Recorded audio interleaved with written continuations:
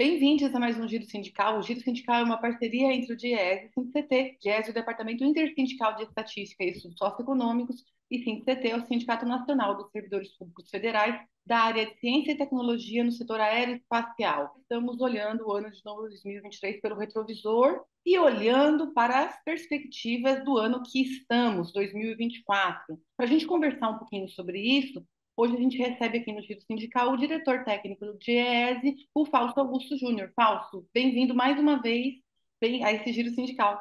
Olá, olá, olá a todos. Mas vamos olhar um pouquinho para trás, por enquanto, para o ano de 2023. Foi um ano cujo crescimento econômico ainda não fechado, mais esperado, supera as expectativas.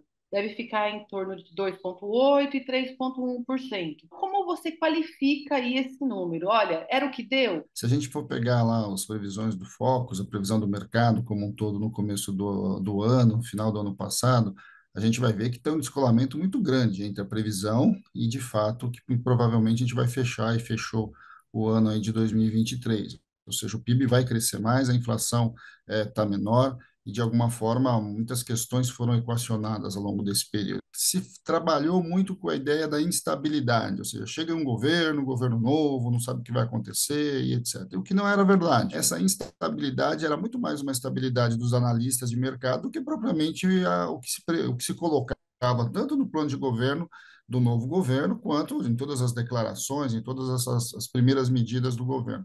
Quando a gente olha, você caminha para um movimento de trazer a normalidade para o mercado no Brasil. E para o mercado não só, na sociedade em geral, né? Vamos lembrar que quando começa 2023, agora parece algo bastante distante, né? Nós tivemos à beira de um golpe de Estado, né? O 8 de janeiro foi, de fato, um movimento golpista e que, de alguma forma, poderia ter potencial de desestabilizar ainda mais a nossa, não só a nossa economia, mas a sociedade como um todo. 2023 é um ano em que você vai voltando para uma normalidade da sociedade, das relações sociais e também das relações econômicas. Isso ajuda a explicar muito dos nossos próprios números que estão aí. O que a gente viu, na verdade, foi um conjunto de medidas que aí colocando a casa em ordem, colocando a economia nos trilhos, e de alguma forma isso vem se refletindo nos números. Os números da inflação são bastante importantes, porque a gente assistiu até bem pouco tempo atrás, era uma ideia de que tudo estava valendo, né? Ou seja, o mercado era o único e o grande ator na discussão dos preços no Brasil. E a gente está vendo um conjunto de medidas, o principal deles é a alteração da política de preço da Petrobras, que vai dando essa tranquilidade e essa estabilidade.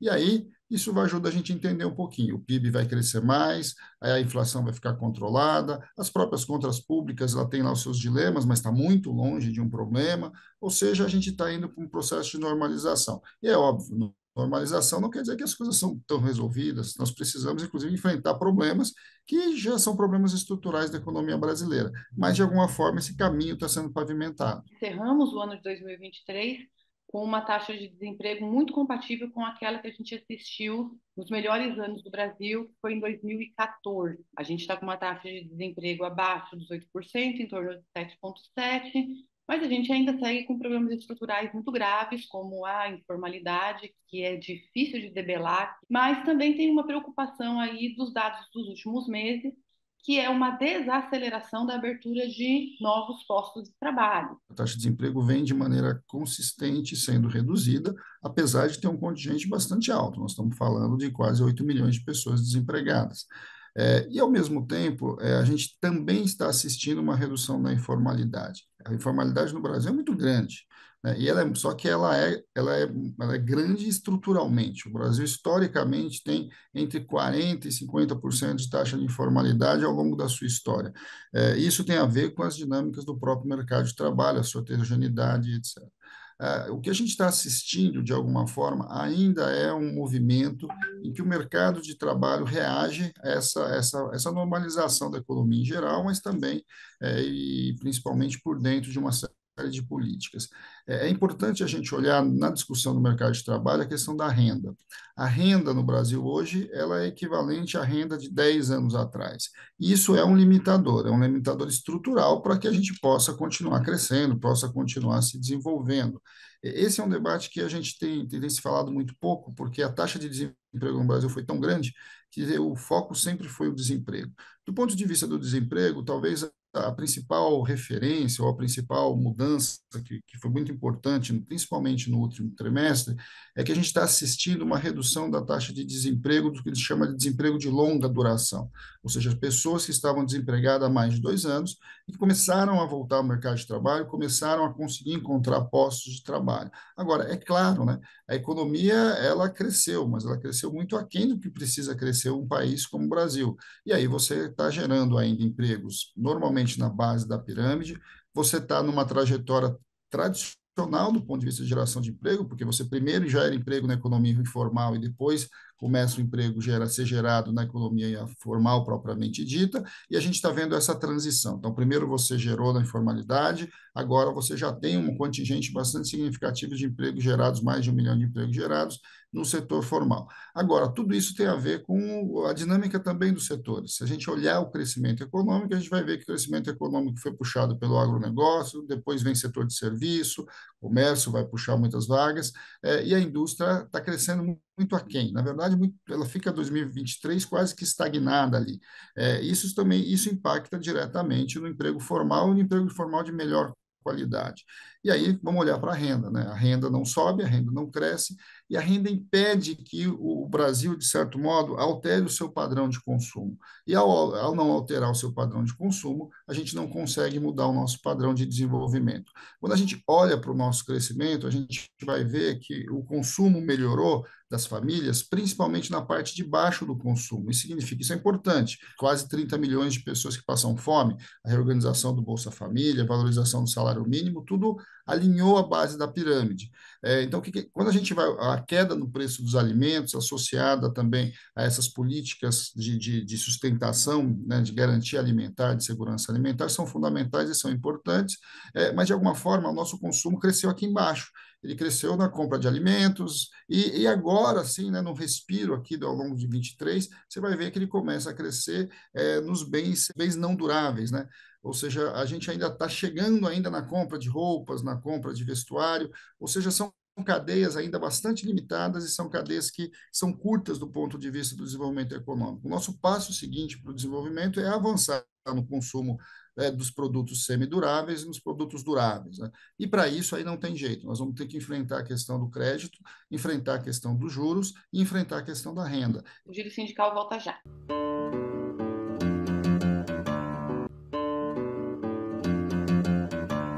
O Giro Sindical está de volta e este programa recebe o diretor técnico do Diese, Fausto Augusto. Fausto, no ano de 2023, com a volta do Lula ao governo, seu terceiro governo, a gente teve aí já vinha na medida que foi negociada com o Congresso no final do ano passado, a pactuação para que uma série de programas que já existiram voltasse a funcionar, como o Brasil Sem Fome, como o Bolsa Família. A reorganização do Bolsa Família, toda a discussão do Brasil Sem Fome, mas também a reorganização do PAA, né, do Programa de Aquisição de Alimentos, do PNAE, do Programa Nacional de Alimentação Escolar, a reorganização de novo da CONAB e aí dos nossos estoques reguladores, tudo isso são bastante importantes e ajudam a gente a entender, entre vários outros elementos, mas entender um pouco do próprio controle inflacionário, em que a inflação de alimentos, e aí em especial a inflação dos mais pobres, ela foi menor do que se assistiu nos anos anteriores.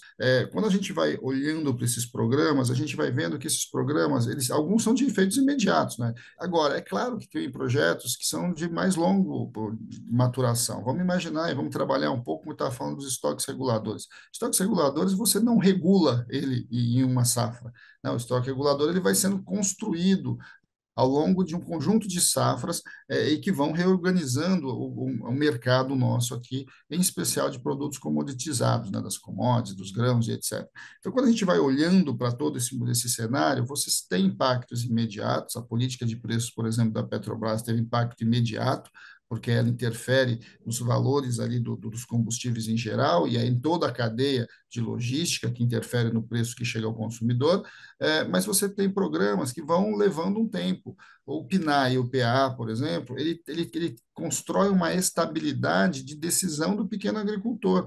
Só que a estabilidade da decisão do pequeno agricultor acontece para o ano seguinte, para a próxima safra, ou seja, tudo isso leva tempo de maturidade para você dando estabilidade. O Brasil é um país muito carente, o Brasil é um país de muita necessidade. E assim sendo, os programas sociais eles estão sempre aquém da necessidade. Aquém da necessidade, seja porque nós precisamos aperfeiçoá-los. O Brasil é um país muito desigual, um país grande. As realidades e as dificuldades que o Nordeste vive é muito diferente do Norte e é diferente da região Sul. Então, você precisa readequar. Você tem uma estrutura de Estado que foi desmontada. Para você colocar de pé de novo, leva muito tempo.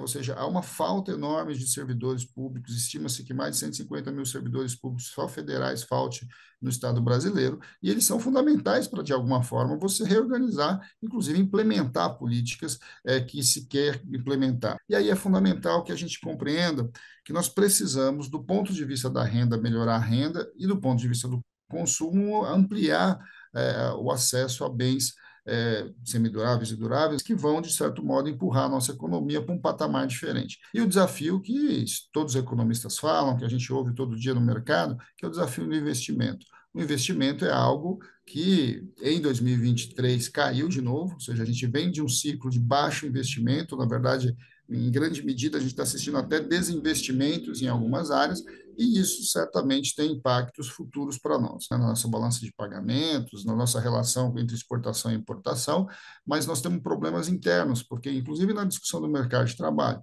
para você criar mais e melhores empregos, você precisa investir. E isso talvez seja o nosso grande calcanhar de Aquiles. O governo vem puxando uma discussão importante a partir do PAC, a partir de colocar o Estado como indutor do investimento, mas, ao mesmo tempo, a gente sente um setor privado muito aquém da necessidade do investimento no nosso país.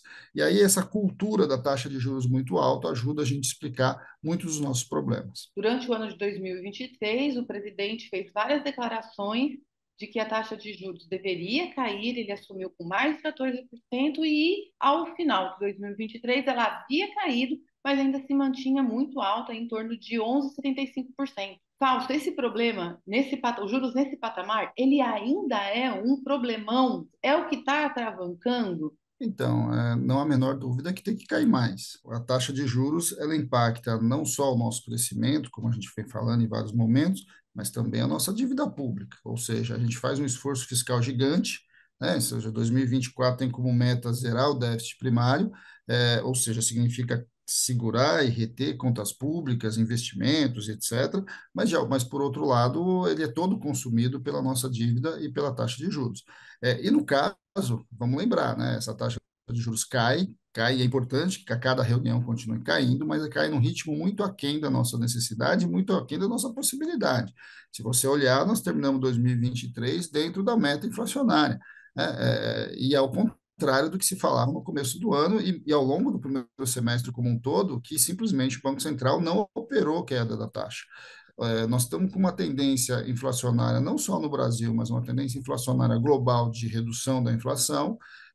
Você está vendo outros mercados, como o próprio Estados Unidos, começar a rever a sua política de juros, e o Banco Central brasileiro mantém uma queda muito, muito aquém da necessidade de investimento no nosso país. Taxa de juros altos significa, em grande medida, você segurar recursos privados e mesmo públicos, né, dentro do sistema financeiro, e que esse dinheiro não vai para a economia real. A gente precisa dar o passo, a gente precisa sair do consumo básico. O consumo básico tem limite, inclusive. O consumo básico ele não suporta um crescimento maior que a gente assistiu em 2023, e nós precisamos ampliar crédito. Sem ampliação de crédito, a gente não vai conseguir entrar nos bens semiduráveis, nos bens duráveis do nosso Brasil.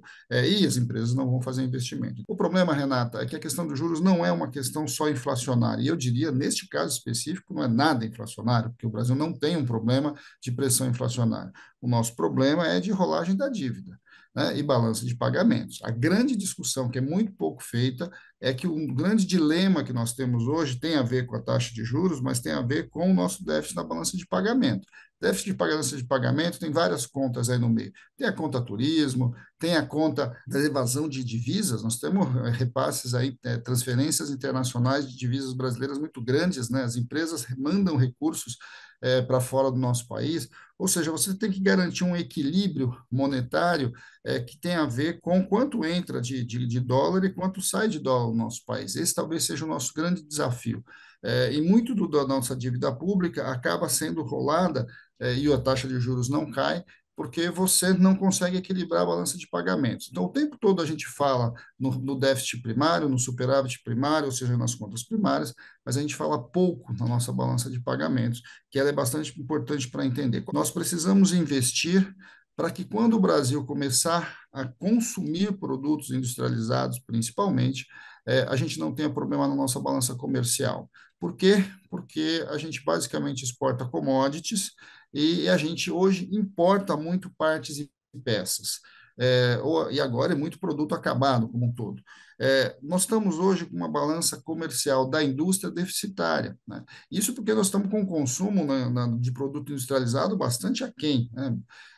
Quando esse consumo crescer, e se a gente conseguir melhorar o crédito e sustentar a renda um pouco mais, a gente vai tender a ter consumo de produtos industrializados. Neste movimento, a nossa balança comercial pode rapidamente se transformar numa balança comercial negativa, né? Qualquer soluço das commodities inverte essa curva. E aí o nosso problema de balança de pagamentos, que já é complicado, vai ficar mais complicado ainda, porque uma parte da sustentação dele vem da nossa balança comercial. Nós vendemos commodities e importamos produtos industrializados.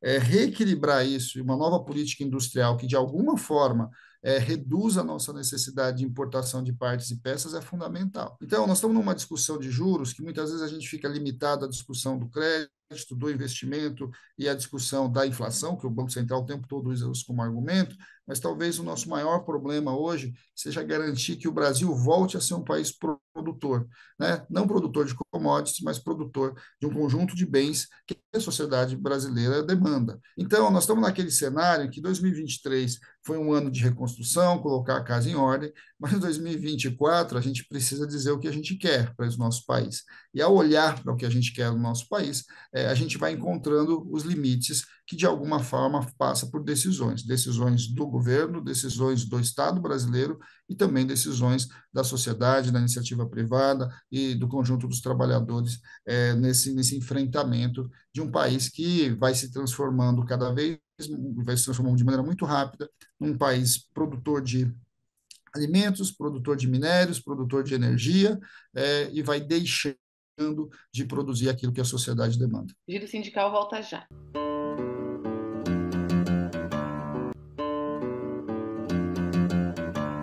O Giro Sindical está de volta e este programa recebe Fausto Augusto, ele que é diretor técnico do DIEESE, e agora, nesse último bloco aqui do nosso programa, vamos conversar especificamente sobre o que a gente espera para 2024. Fausto, uma palavra que você usou bastante, e não só você tem usado ela, mas vários analistas também que acompanham com profundidade a economia brasileira e a sociedade brasileira, foi reconstrução. Dentro dessa reconstrução, o Estado volta a ter um outro papel.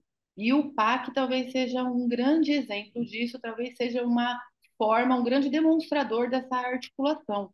Ele que supera a casa dos trilhões, juntando o dinheiro do setor público e mais aquilo que se espera aportado do setor privado. O PAC deslancha em 2024? Quando se fala muito do crescimento, estão se esquecendo, em especial, que 2024 é um ano eleitoral. E ele não é um ano eleitoral qualquer, são as eleições nos municípios. Eleições municipais comumente significam investimentos nos municípios. É só você olhar pelas cidades brasileiras hoje, a quantidade de obras que estão acontecendo. Isso não está sendo contabilizado em boa parte das previsões de crescimento econômico no Brasil, e terá impacto. Todo ano de eleição municipal, você tem uma reorganização e você tem um investimento público pulverizado no Brasil inteiro, com o objetivo do prefeito se reeleger, de eleger o seu sucessor e assim sucessivamente. Como você veio num ano de reequilíbrio fiscal, de reorganização da economia, mas também com um contingente bastante grande de emendas parlamentares, hoje uma parte significativa, quase um terço do orçamento discricionário do Estado brasileiro, da União, o discricionário é que o governo tem a escolha, ele decide o que gastar. ele tá vinculado à emenda parlamentar, né?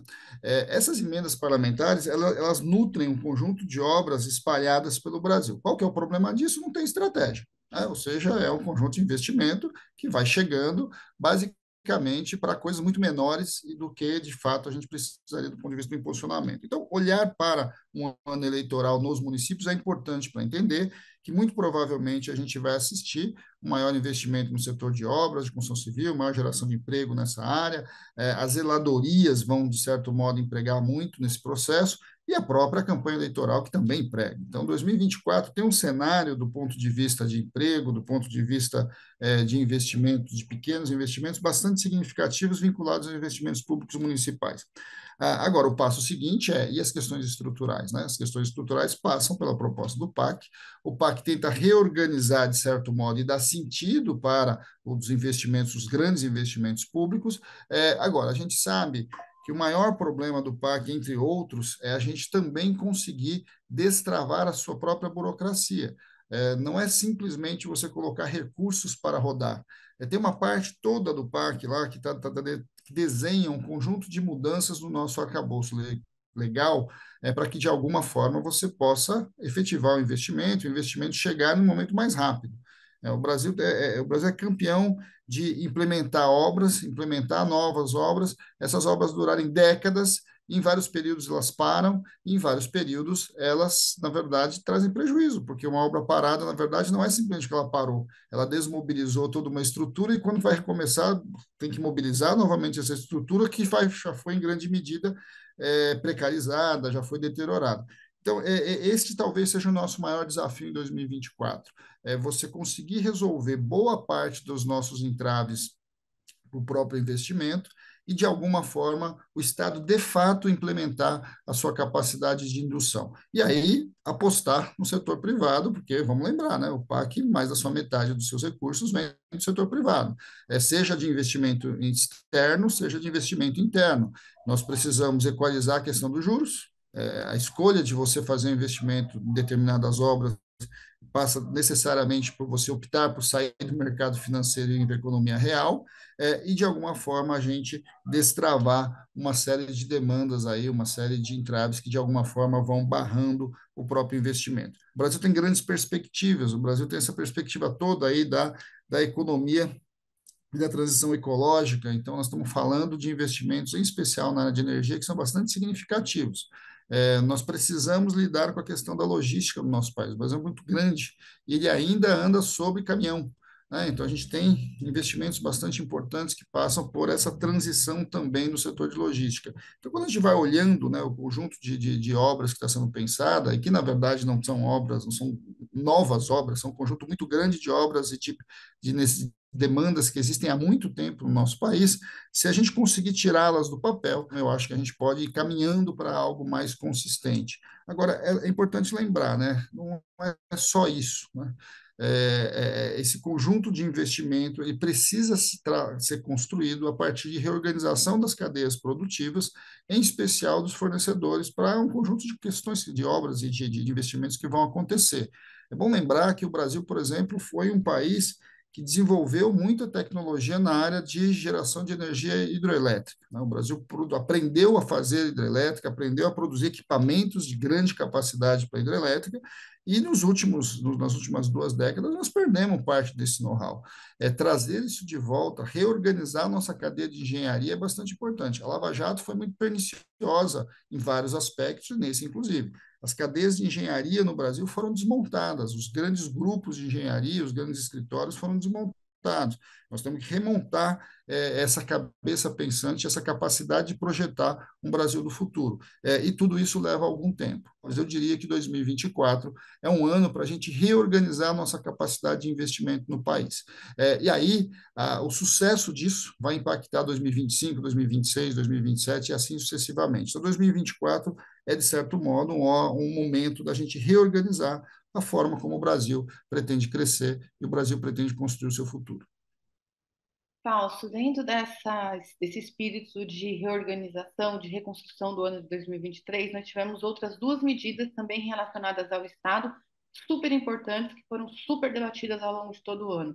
Uma tem a ver como o Estado arrecada pela via da reforma tributária e outra como o Estado gasta pela via do novo arcabouço fiscal. Há uma expectativa de que elas ajudem, por exemplo, a destravar investimentos, a relocalizar o Estado e fazer com que isso seja um bom casamento também junto do setor privado e a gente consiga aumentar o investimento, melhorar o emprego, melhorar uma série de outros indicadores? A capacidade de o arcabouço fiscal, de fato, viabilizar investimento público, talvez seja a grande dúvida que está colocada e que paira nessa construção de uma nova âncora fiscal. Tudo que foi discutido, né, e tudo que foi prometido em relação ao arcabouço fiscal passa por nós vamos conter gastos, né, gastos da estrutura do Estado, mas nós vamos viabilizar gastos de investimento. Bem, eu acho que está colocado aí o nosso desafio. Como é que o novo arcabouço fiscal vai, de fato, conseguir rodar investimento necessário para o Brasil crescer. Eu chamo a atenção que a nossa legislação, né, a nossa legislação fiscal no que se refere a investimento é uma legislação de 1964, Renato. O Estado brasileiro considera a compra de um tanque de guerra, a compra de uma mesa de escritório como investimento, mas ele não considera, por exemplo, os gastos da Fiocruz como investimento. Ele não considera os gastos da Embrapa como investimento. No mundo, que é um mundo cada vez mais da ciência, cada vez mais do conhecimento, o investimento no conhecimento precisa ser considerado nessa discussão, porque de alguma forma a gente fala muito, né, nas grandes obras, etc., mas nós precisamos investir em tecnologia, nós precisamos investir em conhecimento, nós precisamos investir em universidades, nós precisamos investir em gente. O Brasil, não, nenhum país cresce só com máquina, só com obra. Nós estamos falando de pessoas, nós estamos falando de salário, nós estamos falando de emprego. E isso nós não discutimos. Nós discutimos mal isso, inclusive, no Brasil. Construir uma universidade do ponto de vista dos seus prédios é um investimento. Né? Agora, colocar professores nessa universidade não é investimento, sob a nossa atual legislação. Nós temos que fazer esse debate. Esse debate, de alguma forma, pode potencializar ou não o que está previsto na viabilização de recursos do Estado para destravar a economia brasileira, em especial a questão do nosso investimento. Então, a reforma tributária em 2024 tem um desafio gigante. Nós simplificamos, basicamente simplificamos, foi importante a reforma tributária que foi aprovada em 2023, mas em 2024 nós precisamos enfrentar. Nós precisamos enfrentar a questão do imposto de renda. Não é possível que pessoas que ganham 2 salários mínimos paguem imposto de renda e, em vários momentos, podem pagar, inclusive, mais do que aqueles que ganham muito mais do que 50, 100 mil reais por mês. Nós temos que alinhar a nossa tabela de imposto de renda. O pobre precisa sair do imposto de renda. Quem tem que pagar imposto de renda são os mais ricos. Esse vai ser um grande desafio. E, ao mesmo tempo, nós vamos fazer o debate, muito provavelmente esse ano, da desoneração da folha. Né?